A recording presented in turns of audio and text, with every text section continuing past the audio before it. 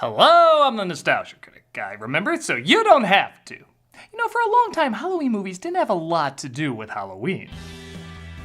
Think about all the movies about classic monsters and slasher killers. Very few of them actually put that much focus on the holiday. Once in a while you got one, but they were pretty few and far between.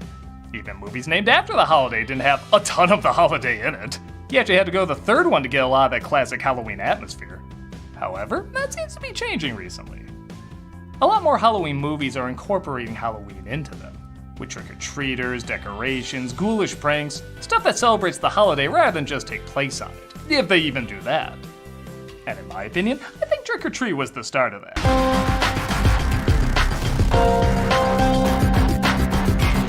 Trick or Treat is an anthology film that does with Halloween what a drag queen does with glitter. Absolutely gets covered in it. After being passed from festival to festival to try and find an audience, it was actually first screened in December, if you can believe it. Maybe that's where the director got the idea for his next flick. It finally accumulated one when it came to DVD. With a sequel in development and even Halloween costumes being made, Trick or Treat has become a staple of the season for many.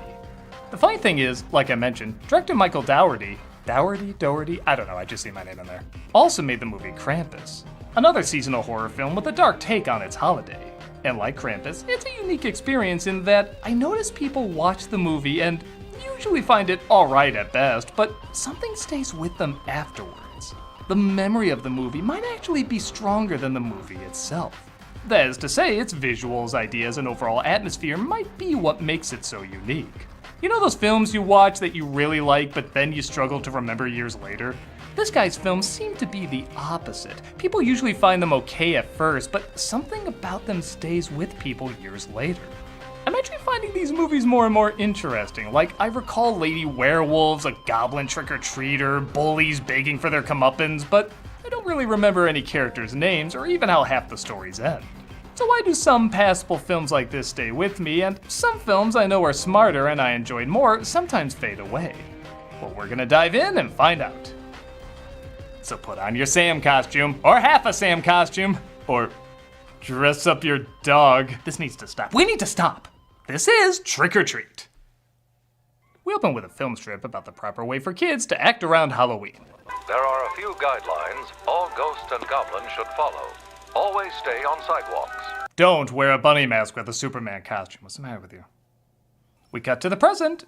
16 years ago, as a couple named Emma and Henry return home from a party and dare to blow out their jack-o'-lantern. You're supposed to keep it lit. Why? Ancient tradition? It's Halloween, not Hanukkah. But Spirited Away knockoffs will get you. What? Upstairs. Babe, let's just take all this crap down. It looks like a crime scene. Well, maybe if you didn't decorate your lawn like any 5 minutes of Black Klansman. Go inside, put on the tape. Just as they're literally about to do it like they do on the Discovery Channel, somebody watches from afar. It took you guys so long. I was seeing how long I could go before the cops were called on me. You know, typical college boy stuff. Happy Halloween. I really like they edit this like the killer's gonna be behind the sheets, but it turns out is in the box. 9 out of 10 times the killer shows up right after the fake out, so I'm glad he shows up after 2 fake outs. Not like this! Not in a Leprechaun movie! Here is a sucker for the little sucker, eh? And the moral of the story is, don't get killed. I like that the film taking from everything Halloween also includes Halloween movies. Like, this intro has a very creep show vibe, with the comics being mixed with very psycho-sounding music, right after a clear homage to the first Halloween movie. Not to mention an homage to the scariest trope of all, a sometime earlier credit. I guess it could be worse. You could cut back to Emma with a voiceover saying, "You're probably wondering how I got here." Warren Valley, Ohio, where the holiday and all of its strange traditions are taken very seriously. In Ohio? I somehow doubt that. Now there's a Cedar Point / Sauerkraut Balls festival. That I could believe. We're introduced to a group of college girls dressing up like fairy tale characters and talking as horny as possible. Tits keep popping out. That's the idea. Perfectly good guys in the city. Fresh meat. And Maria Sailor was a girl. She had a nice ass. Hey, will you keep it down? The writer of the scene is listening. But one of them, named Lori, played by Anna Paquin, is embarrassed by her costume. Open the door or we'll huff and we'll puff. Come on, seriously, open up. I didn't even get to the blow part. That'd be 10 references for my horny girl cliches punch card. Just in town for a party tonight, and I was wondering what time you get off work. They invite the cashier to meet them at the party, while the bad Santa kid acts like a little shit, like he does in most of his movies. That can't be good for your diabetes, Charlie. Sit down, Charlie. Sit down, Charlie. Your life is through. Tonight is about respecting the dead, because this is the one night that the dead roam free. That's right. My role as the lizard might come back from the dead tonight, so let's pretend Spider-Man 3 never happened. Well, I already pretend that. Good boy. All these traditions, they were started to protect us, but nowadays, no one really cares. Let me go more into the history of Halloween. Oh, right, like I said, the audience wouldn't care. On to the gory stuff. Always check your candy. You know, I'll just say it. Between doing this and half a performance in a wedgie, this kid must have had a hard time in school. Imagine every year at Halloween and Christmas, somebody brings these movies up. Look, kid, I know you're like 30, but I'm giving you an Amazon gift card for free therapy. We will stop those Fortune Feimster jokes. Not that she made jokes about you, just that you look like her. Though maybe she did, I don't know. You ever see my movie Happiness? We know you're in there! We can see you! Some other kids come trick-or-treating, and I love this look on both the kid and Dylan Baker's face when he puts together where the blood might have come from. Happy Halloween. It'll be a happier Halloween if you slip me a 20. You're a round, slow-moving boy, aren't you? Happy Halloween. Don't you love it when you kill a kid around other kids while you also have kids? In a way, I guess that makes me sympathize with why he kills kids, but how do you think he was gonna get away with this? Go watch Charlie Brown, and I'll be in a minute. Charlie Brown's an asshole. I kinda love a movie that treats Charlie Brown the same way the comic strip world would. Daddy, I want to go to the parade.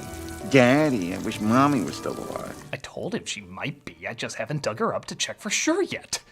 Let's carve a scary face this time. He takes his son downstairs to carve a pumpkin and... Oh, yeah, this is YouTube. The head of the kid you saw earlier is fine. He wasn't taken downstairs or carved into at all, and no swear words, especially the F word, were said a couple times in a row, back to back. Oh, by the way, you can totally watch this movie on YouTube. Nothing makes sense. The trick-or-treaters from before go to the next house trying to find a jack-o'-lantern for their scavenger hunt. Great costume. Isn't it just perfect? I'm gay now. I'm straight now. Watch out for monsters. Ooh, that's 2 holiday horror films she's been in now. They find a house covered in jack-o'-lanterns who were made by a kid named Rhonda. Did you carve all these yourself? Made my costume too. I'm Schrader. Rhonda. Ah, a cute scene! Kill it with fire! Wow, they actually killed that scene with fire. Well played. We see a couple making out in an alleyway, but one of them bites off more than he should chew. Dude, I've been so drunk my girlfriend had to close my eyes too. Have fun leaving her here like a totally normal person would. Hey, there is some Halloween education in this. Predating Christianity, the Celtic holiday was celebrated on the one night between autumn and winter. Again, remember your audience. I like your eye patch. Shit, I must be getting old. I legit want to hear more about Halloween. The trick-or-treaters make their way to a giant cliff where a bus was said to drive off carrying a bunch of kids. It was this bus full of crazy... Jesus, will you shut up and let me tell the damn story? Want to see another impression of YouTube? You said a bad word. Copyright claim. I mean age restricted. I mean something that can easily be abused. She tells the story about how a bus carrying disabled kids was thrown off a cliff because their parents were sick of raising them. Man, between this and the ring, I guess the best way to handle any kid with differences is gravity. Home. I'm gonna go home. One kid gets loose though and stops their evil plan of driving them off a cliff by driving them off a cliff. fish boy. Did it really make sense having that busload of kids drown? Maybe. The kids decide to leave the jack-o'-lanterns, each representing one of the 8 victims. Is that one of yours? Yes. It's very pretty. Thank you. Okay, I know these two have only had like 3 lines, but I kind of ship the hell out of them. I totally want a movie where they grow up into Welcome to the Dollhouse meets the Addams Family. Hello?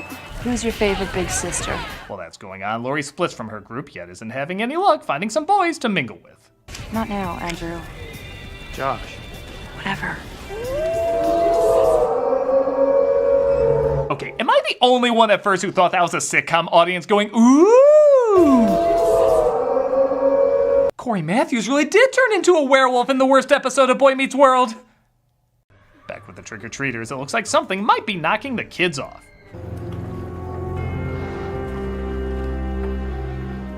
The cover to the Magic School Bus's most controversial work.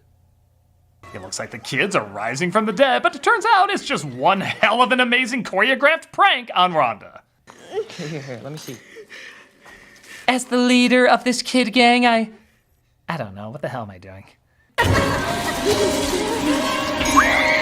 But of course, they're attacked by real spooks as the drowned kids rise and try to eat them up. Rhonda, open the gate!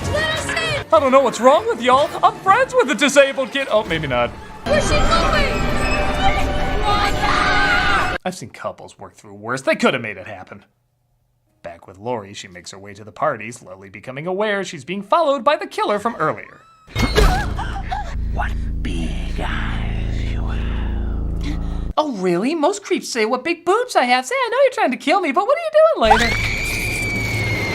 As you may have put together, though, the tables are quite turned, as Laurie is a werewolf and was luring a boy for them all to feed on. I'm nervous. I mean, the Red Riding costume was so on the nose. I will admit, though, I didn't put together the killer was Dylan Baker's character. What are you doing?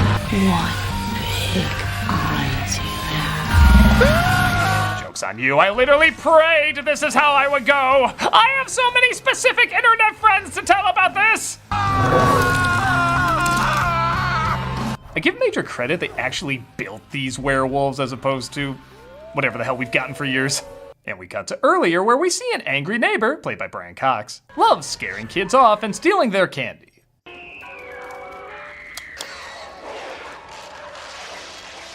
I have to admit, I give this film a higher rating, not just for having a Scooby-Doo cartoon on TV, but for having it be their best Scooby-Doo cartoon. That's attention to detail there. Something tries to get in his house, though, and he thinks he's ready for whatever it is. Get the hell off my... Why, that was very thoughtful! Very thoughtful! The tricks don't stop there, though, as the film's mascot named Sam, which I know is short for something else, but I'm sorry, it's really weird just calling this monster Sam, continues to make his night a living hell. I love the idea of a killer trick-or-treater. I mean, I don't know, I feel like that must have been done in a horror film before, but this one seems to really go all the way with the idea. He doesn't just kill people in costume, he kills them in a way that ties into the playful yet demented ways of Halloween. Like I've said before, I really like when we get a new slasher killer that stands the test of time, and this character is unique enough in both design and idea to leave a long impact. Oh, that's horrifyingly delicious! I'm sorry Succession ended the way it did! I didn't know it was only gonna be okay! I didn't know it was only going to be okay! At first I didn't like the idea of seeing this thing without its mask on, but by God, if a haunted trick-or-treater who has the ultimate love of Halloween has to have a face, that is the face. Having him bleed pumpkin seeds is also a great touch. Though it does make me watch the pumpkin and couldn't smile a different way, though.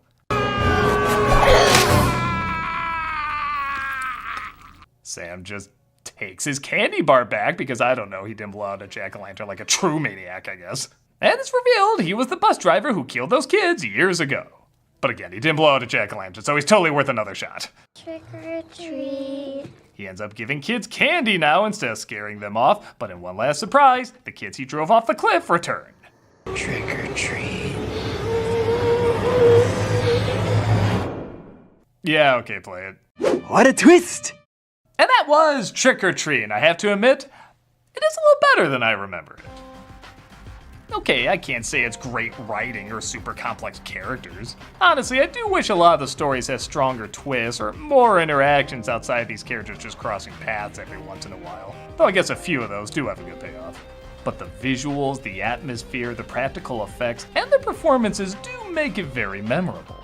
It's so refreshing to see a film not covered in CGI and see actual puppets and costumes made from scratch.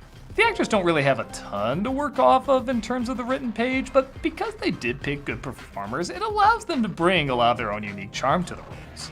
Being an anthology movie also works to its advantage because you can jump from one Halloween scenario to another, allowing this movie to fill up on ghoulish tropes the same way your trick-or-treat bag fills up with candy. It's also cool that this movie was just kind of quietly discovered.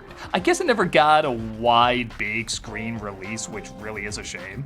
But when they released it on DVD, word did spread, and everyone sort of said, hey, have you seen this movie? It's got some cool scenes in it, it's just dripping with Halloween. Kind of like how a lot of classic Halloween horror films of the past have been discovered. While I can't call it great cinema, I can call it a memorable celebration of the many things most of us enjoy about this kick-ass holiday. I'm a nostalgia critic guy, remember it? So you don't have to. Charlie Brown's an asshole.